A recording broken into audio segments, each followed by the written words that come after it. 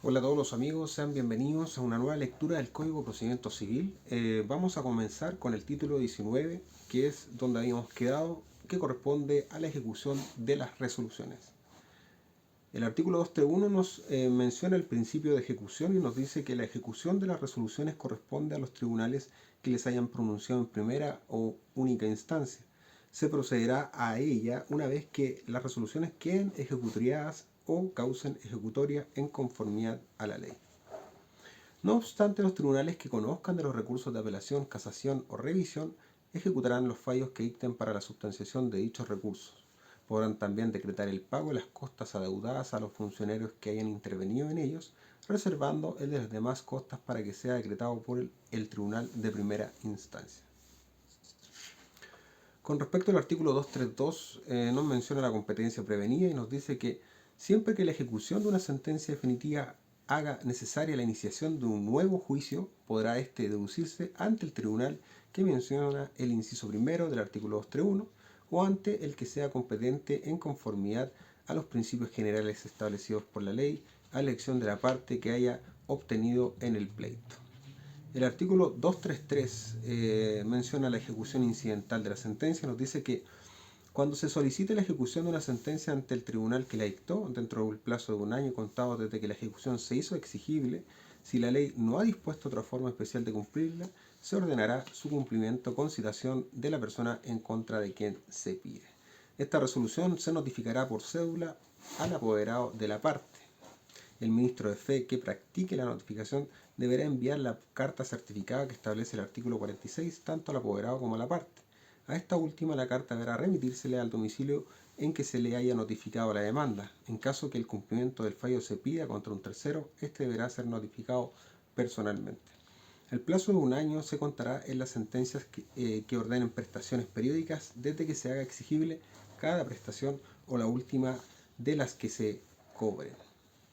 El artículo 234 nos menciona la oposición a la ejecución incidental y nos dice que en el caso del artículo anterior, la parte vencida solo podrá oponerse alegando alguna de las siguientes excepciones.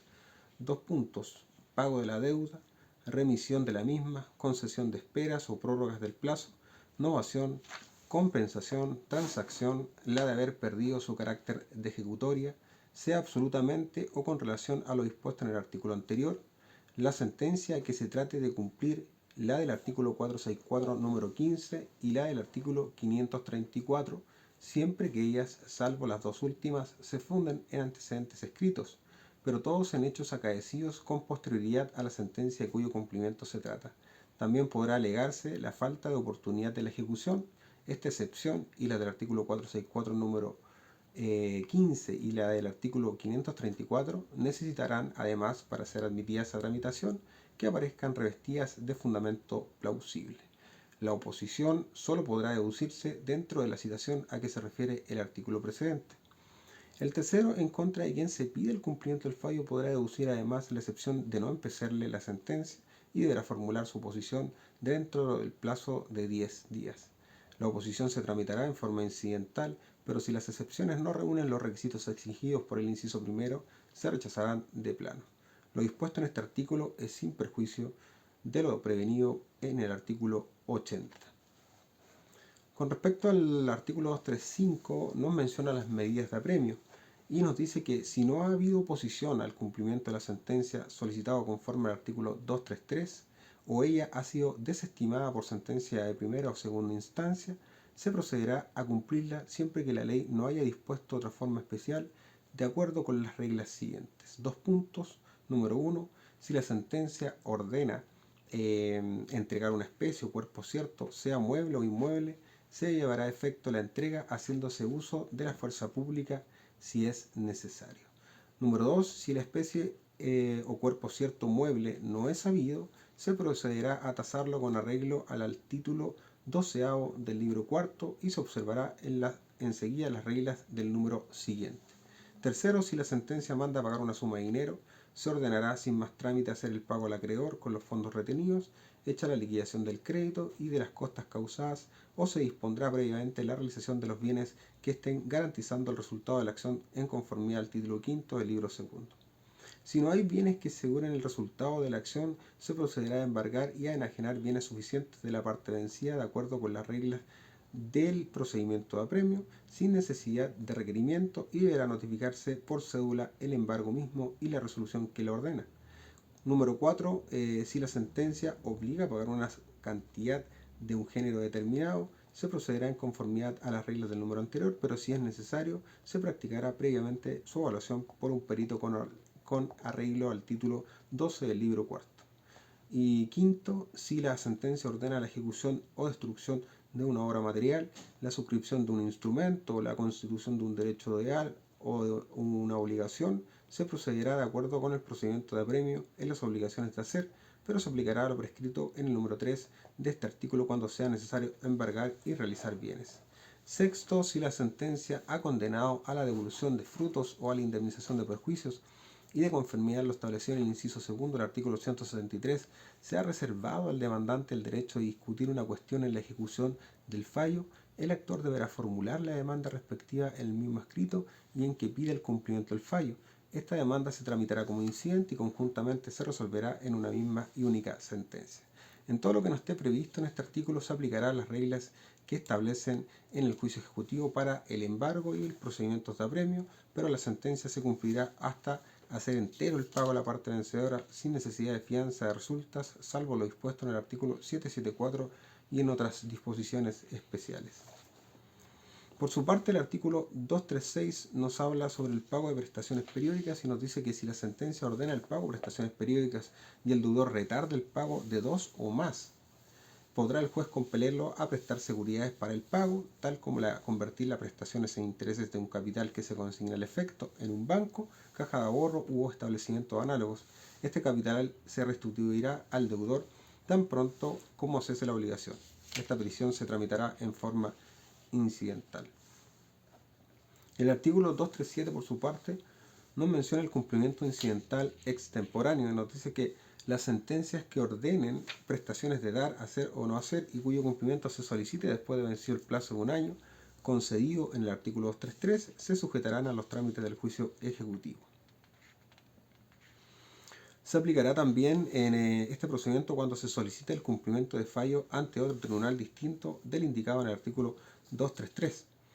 En los juicios a que da lugar la ejecución de las resoluciones a que se refiere este artículo, no se admitirá ninguna excepción que haya podido oponerse en el juicio anterior.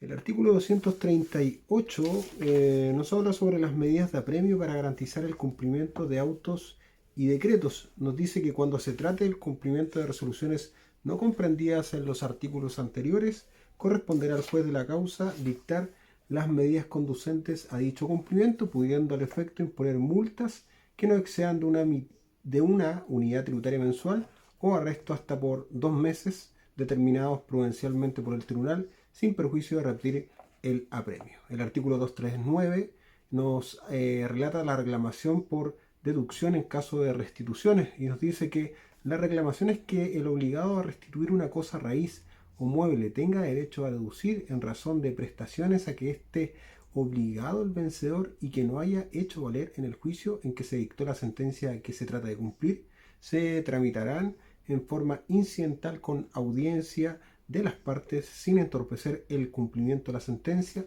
salvo las excepciones legales. El artículo 240, que es el desacato, nos dice que cumplida una resolución, el tribunal tendrá facultad para decretar las medidas tendientes a dejar sin efecto todo lo que se haga en contravención a lo ejecutado.